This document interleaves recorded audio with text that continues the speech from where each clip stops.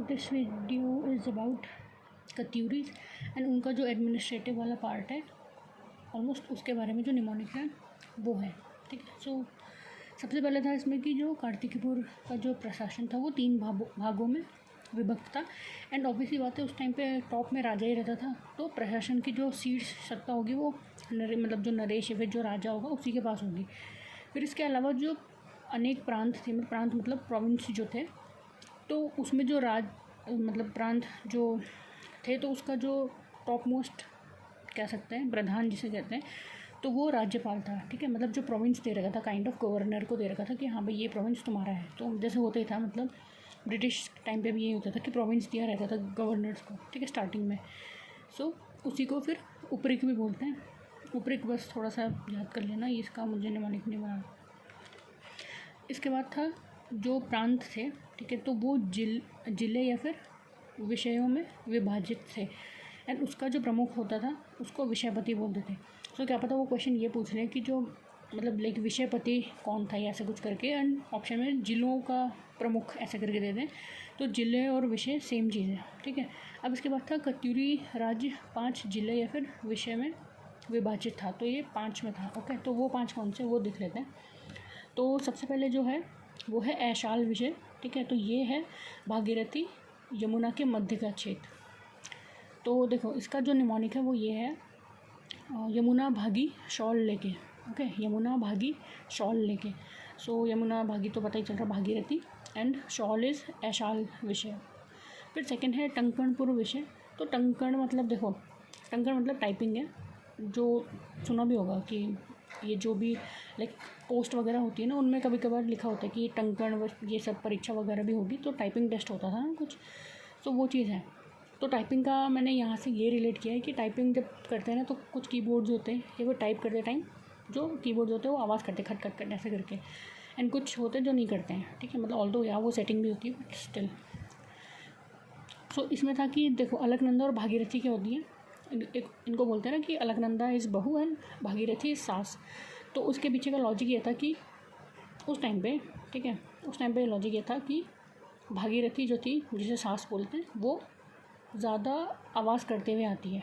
तो ये भी एक लॉजिक था उसके पीछे उन्होंने दिया होगा कि भागीरथी आवाज़ करते हुए आती है तो वो सास है, एंड अलकनंदा बहू है और वो शांत होकर बहती है। तो ये पहले का था कि जब बहू कुछ ज़्यादा बोलती नहीं थी या जो भी। ठीक है, सो थिंग्स चेंज ओके। बाकी इसके अलावा और भी कोई लॉजिक हो सकता है इसका, बट मैंने ये चीज़ पढ़ी थी, एक जगह सुनी थी, तो वो चीज़ मैंने यहाँ पे अप्लाई की थी। तो अलकनंदा भागीरथी मतलब आवाज़ करने वाला चीज़ थी, तो आवाज़ मतलब टाइपिंग, तो टाइपिंग टेस्ट में आवाज़ वगैरह का था। सो इस चीज़ से था। ठीक है, सो अलकनंदा इज़ बहू एंड भागीरथी इज़ सास। फिर इसके बाद है अंतराग विषय। तो अंतराग से अलकनंदा लाइक मतलब ए फॉर ए ऐसा करके याद रख लेना, क्योंकि इसके अलावा और कोई चीज़ है भी नहीं ना। ए फॉर ए, अंतराग इज़ अलकनंदा। ठीक है, तो मायापुर हाट था इसके बाद। तो मायापुर हाट देखो, मायापुरी हम हरिद्वार को ही बोलते थे ना, हरिद्वार वाला जो क्षेत्र था उसको ही मायापुरी कहा जाता था। तो ये तो यहाँ से वैसे भी याद हो जाएगा। फिर इसके बाद था कार्तिकेय विषय जो था वो कत्यूर क्षेत्र से गोमती घाटी तक था। सो इसका निमोनिक वैसे ऐसे याद हो जाएगा, but the mnemonic is Kartikeya goes to Katyuri. ठीक है, कार्तिकेय गोज़ टू कत्यूरी। तो ये चीज़ है, कार्तिकेय है तो सेम चीज़ होगी, कार्तिकेय विषय मतलब कत्यूर सेम ही होता है, एंड गोमती घाटी। तो ये चीज़ था। अब इसके बाद है पदाधिकारी और अर्थव्यवस्था। तो जो ऑब्वियसली बात है जो शासन है, ठीक है, तो उसका जो टॉप हेड था तो वो नरेश ही होगा, मतलब राजा जो था वही होगा। फिर इसके अलावा जो और थे उसके बारे में बताया, जैसे ये था कि जो फर्स्ट वाला है इसमें था हस्तत्या सवोष्ट्र बलाधिकृत। तो अब देखो सवोष्ट्र इज सर्वोच्च, काइंड ऑफ साउंड सिमिलर्स।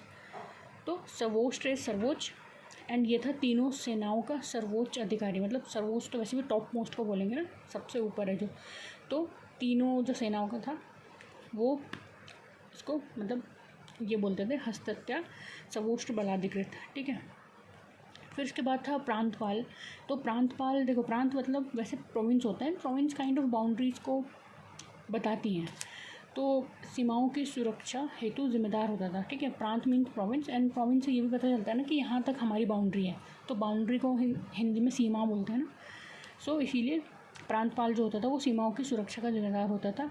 अब धट्टपाल जो होता था वो गिरिद्वारों का रक्षक होता था। सो इसका जो निमोनिक है वो ये है कि धट्ट से गिरे, मतलब आवाज़ आती है ना जब गिरते हैं धट्ट करके ऐसे। सो ये था इसका निमोनिक। धट्टपाल इज़ गिरिद्वारों का रक्षक। फिर था वर्मपाल। सो वर्मपाल जो होता था, वर्मपाल हाँ, तो सीमाओं पर जाने वाले जो लोग थे उन पर नज़र रखता था, ठीक है। तो वर्मपाल मतलब देखो उसका जो मैंने निमोनिक बनाया था वो ये बनाया था कि सीमाओं पर अगर कोई जाएगा तो वहाँ पे उनको ढंग से रहना पड़ेगा, ठीक है। मतलब तुम सीमाओं में जा, जो लास्ट बाउंड्रीज वगैरह जो होती है, तो वहाँ पे जाके कुछ भी फालतू का कुछ नहीं कर सकते, ठीक है, कॉज वो तुम्हारी बाउंड्री है।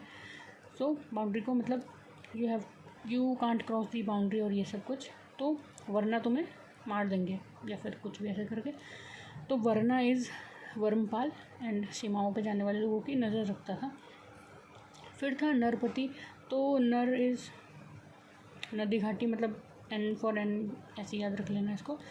नदी घाटी पर जो भी आवागमन की सुविधा को देखरेख का जो पदाधिकारी होता था वो नरपति होता था, ठीक है। और वैसे भी उस टाइम पे ऑब्वियसली बात है लड़कियों मतलब वुमेंस को ज़्यादा कुछ करने नहीं देते थे, तो नदी घाटी और ये जो भी होते थे वहाँ पे मेंस को अलाउड था। सो नरपति, नर मीन्स मैन, मतलब पुरुष। तो ये था। इसके बाद था गोलमिक। इसे बोलते थे पैदल सेना का प्रमुख अधिकारी होता था।